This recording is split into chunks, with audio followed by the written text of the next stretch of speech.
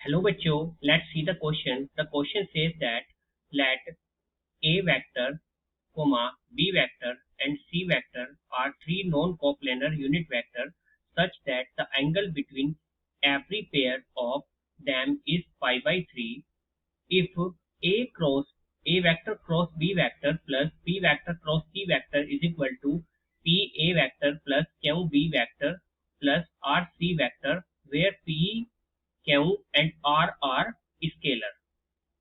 Then the value of P square plus 2Q square plus R square upon Q square की value हमें निकालनी है। ठीक है, देखिए सबसे पहले की कॉन्सेप्ट की बात कर लेते हैं। The key concept of this question is की कॉन्सेप्ट। अगर आपको वेक्टर इस तरीके से मिल जाए, ठीक है, for example A vector dot A vector cross B vector, तो उसकी वैल्यू क्या होगी? जीरो होगी। कैसे जीरो होगी? देखिए ए और B are the two vector, so the cross product of two vector is perpendicular to those vectors. Like A cross B is a perpendicular with A and B. A cross B is a perpendicular with A and B. So the dot product of two perpendicular vector always should be zero. ठीक है, तो इस तरीके से A cross B and A are perpendicular, so the their dot product will be zero. ठीक है, this is the key concept and this key concept we use in this question to solve the question properly. Okay, अब अपने question की तरफ चलते हैं। Question में क्या बोला है? ए बी सी तीन वेक्टर के जो बीच में, हर एक पेयर के बीच में जो एंगल है वो पाई बाई 3 का है। ठीक है, तो इनका कहने का मतलब है अगर ये आपका ए वेक्टर है, ये आपका बी वेक्टर है and this is your C vector, then the angle between A and B also pi by 3, sorry pi by 3 and A and C also pi by 3। if we take the angle between B and C, this is also pi by 3. Consider this question in this figure in 3D। 3D में क्यों बोल रहा हूँ? क्योंकि आप जो है ना ये सोचेंगे कि एंगल ए और सी के बीच में, ए और सी के बीच में तो काफी लंबा एंगल है, तो ये इतना एंगल कैसे 1/π/3 हो सकता है, जबकि ए और बी के बीच में π/3 है, वो ऐसे हो सकता है। आप इसको 3D में सोचना है, बैक साइड से ये कितना होगा? π/3 ही होगा। ठीक है, इस तरीके से आपको सोचना है, क्योंकि शुरू में क्या बोला है क्वेश्चन में कि every pair of them is π/3। Okay, चलिए हम अपना सॉल्यूशन की तरफ आगे चलते हैं। फिगर समझ में आ गया कैसे बना इसका? अब हमें दिया गया है given A vector cross B vector plus B vector cross C vector is equal to P A vector plus Q B vector plus R C vector. ठीक है, ये हमें दिया गया है। अब मैं क्या कह रहा हूँ यहाँ पर, एक काम करिए, इसको हमें क्या करना है, हमें पी क्यू आर की इस तरीके से वैल्यू निकालनी है कि हम इस चीज को, ये जो हमें दिया गया है पी स्क्वायर प्लस 2Q² प्लस R square upon Q square, इसकी वैल्यू निकाल सकें। यहाँ पर P Q R already scalar है, दे आर नॉट वेक्टर। अगर मैं यहाँ पर डॉट प्रोडक्ट लेता हूँ, ठीक है, अगर मैं यहाँ पर डॉट प्रोडक्ट लेता हूँ बोथ साइड, किससे? ए से, ए के साथ डॉट प्रोडक्ट, तो यहाँ लिख देते हैं टेकिंग डॉट प्रोडक्ट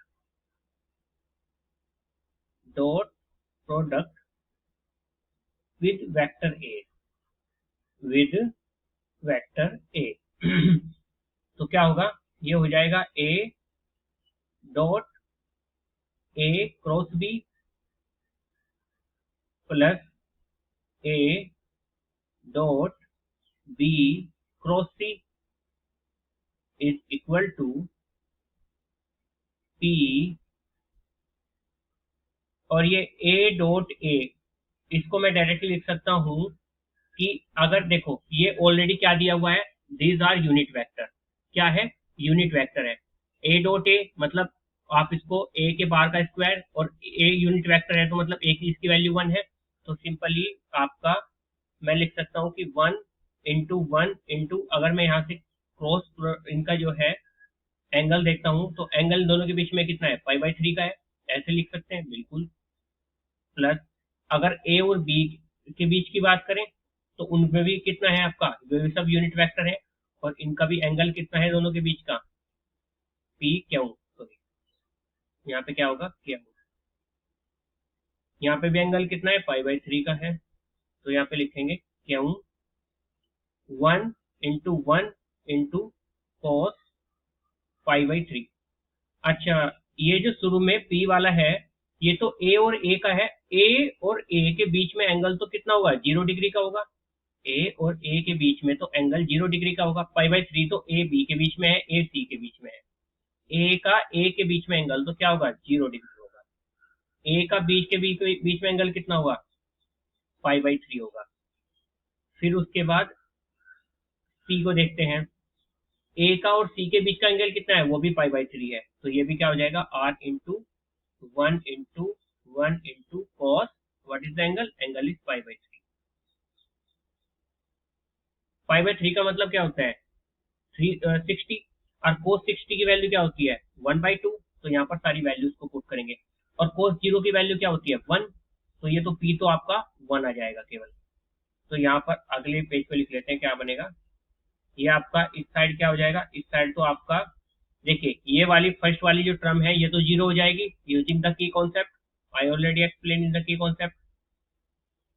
तो ये इधर तो बचेगा केवल A dot B cross C, ठीक है, पहले वाली टर्म 0 हो जाएगी, इज इक्वल टू इधर आपका 1 × 1, तो यह तो P बचेगा, प्लस cos 60 की वैल्यू 1/2, यानी ये हो जाएगा Q/2, प्लस ये हो जाएगा सिमिलरली R/2। ठीक है, चाहो तो आप इसको इक्वेशन नंबर 1 मान लो, इसको इक्वेशन नंबर 1 मान लो। अब take the dot product with A in equation 1 लिख दो, इन इक्वेशन 1, ठीक है, और इसको मान लेते हैं इक्वेशन नंबर 2। क्या मान लेते हैं, इक्वेशन नंबर 2। अब दोबारा से फिर डॉट प्रोडक्ट लेंगे B के साथ, take dot product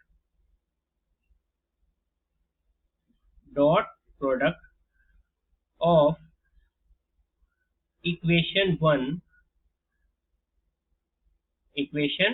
1 with B vector.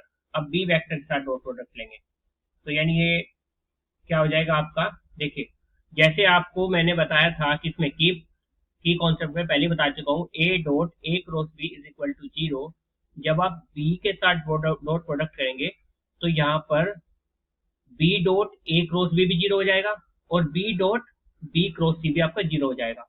तो चाहो तो एक बार डायरेक्ट लिख सकते हैं यहाँ पर, क्योंकि मैं पहले समझा चुका हूँ, तो ये भी 0 हो जाएगा, प्लस ये भी 0 हो जाएगा, इज इक्वल टू। और बात करूं अगर B के साथ डॉट प्रोडक्ट पे, यहाँ पर भी आपका क्या हो जाएगा, पहले वाला तो आपका हाफ हो जाएगा, ठीक है, और इसके साथ डॉट प्रोडक्ट करोगे तो B का B के साथ वही 1 आएगा, और B का C के साथ वही हाफ आएगा। तो यानी कि तो डायरेक्ट लिख सकते हैं, क्योंकि पहले वाले में हम अच्छे से एक्सप्लेन कर चुके, बार बार सेम चीज क्या एक्सप्लेन करना। तो ये P/2 प्लस Q प्लस ये भी क्या हो जाएगा, R/2, ठीक है। तो इसको आप डायरेक्टली मान लेते हैं, इक्वेशन नंबर 2 तक पहुंच गए थे, इसको इक्वेशन नंबर 3, चलो ऐसे लिख देते हैं, P/2 plus Q plus R/2 is equal to 0, equation number 3। अब डॉट प्रोडक्ट लेते हैं इक्वेशन 1 का C के साथ, टेक डॉट प्रोडक्ट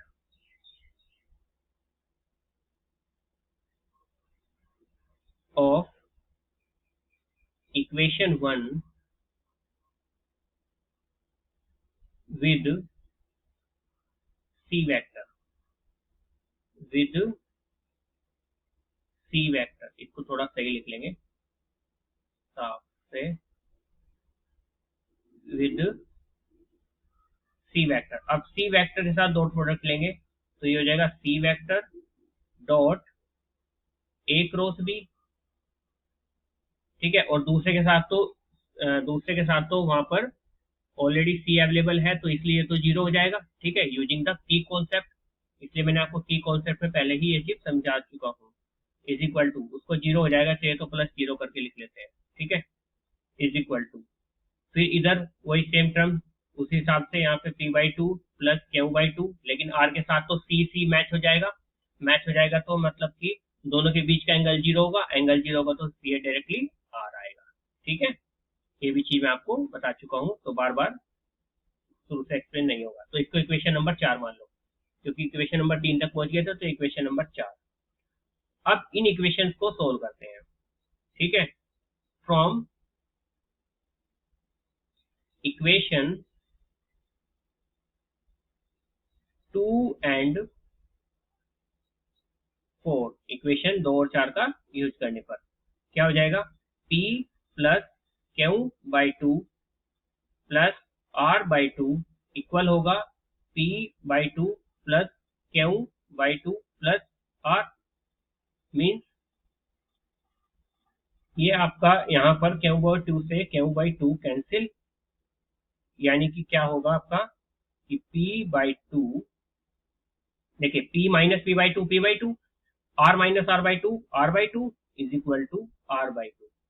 तो 2 से 2 कैंसिल, तो फाइनली यहाँ पर आ गया आपका कि P is equal to R, ठीक है, ओके। अब अगर इक्वेशन नंबर 3 का यूज करता हूँ, एक रिलेशन तो हमारा ये आ गया, फ्रॉम या बाई लिख लो, by equation 3 zero is equal to R by two plus Q plus R by two, क्योंकि P is equal to R है, तो P की जगह पर मैंने R रख दिया।